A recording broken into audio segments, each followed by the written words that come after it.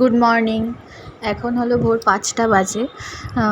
তো এই ব্লগটা আমি যেখানে শুরু করছি এর মধ্যে অনেকগুলো ব্লগ আমি একসাথে অ্যাড করেছি, মানে ছোট ছোট করে শ্যুট করা আছে, কারণ আমি ওইভাবে এক এক দিনেরটা শ্যুট করতে পারিনি। জানোই তো, বাচ্চা নিয়ে অনেক মানে একা হাতে আমার পুরো সংসারটা একাই সামলাতে হয়, যেহেতু আমার কোনো হেল্প করার কেউ নেই বাড়িতে। আর কি বলবো, আমি দেখাচ্ছি যে আজকে বৃহস্পতিবার ছিল, বারটা বৃহস্পতিবার ছিল আজকে। এই ব্লগটা যেদিনকে সকাল সকাল পুজো টুজো সব কিছু করে নিয়েছি। দেখো আমার রাধা মাধবকে দর্শন করো। হ্যাঁ, পুজো টুজো করে আমি তাই একটু দেখাচ্ছিলাম যে পুজো টুজো করে নিয়েছি। বিবাহ সূত্রে যেহেতু আমি বেলঘড়িয়াতে থাকি, আর আমার বাপের বাড়ি অনেকটাই দূরে, প্রায় অনেক দিন হয়ে গেছে আমি বাপের বাড়িও যাইনি। মানে প্রথম যখন আমি কনসিভ করার পর, মানে যখন আমার ছেলে হয় তখন 1 মাস গিয়েছিলাম, তারপর থেকে আজ 8 মাস হয়ে গেছে আর যাওয়া হয়নি।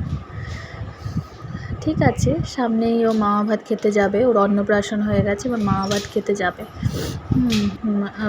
আর হচ্ছে এইটা হচ্ছে এই চেয়ারটা ও পেয়েছে অন্নপ্রাশনে, আর এই চেয়ারটায় বসে ওর খুব ভালো লাগছে। আমি ওকে জিজ্ঞেস করছিলাম তোমার কেমন লাগছে কেমন লাগছে, ও করে আমাকে উত্তর দিচ্ছিল।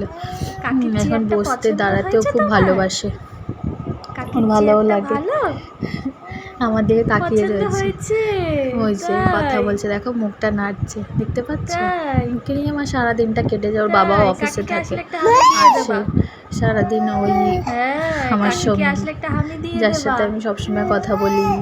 হয়তো বোঝে না, কিন্তু তাও যেহেতু আমরা 3 জনাই থাকি ফ্যামিলিতে, আমরা 3 জনাই আছি, সেই কারণে। আর সারাদিন ও যেহেতু এখন মানে সলিডও খায়, সেই সব ওকে খাওয়ানো, ঘুম পাড়ানো, ওর সঙ্গে খেলা, এগুলো দিয়ে আমার সারাদিনটা কেটে যায়। চেয়ারটা কি ভালো লেগেছে? ও আমার সঙ্গে ওর ভাষায় বলতে থাকে।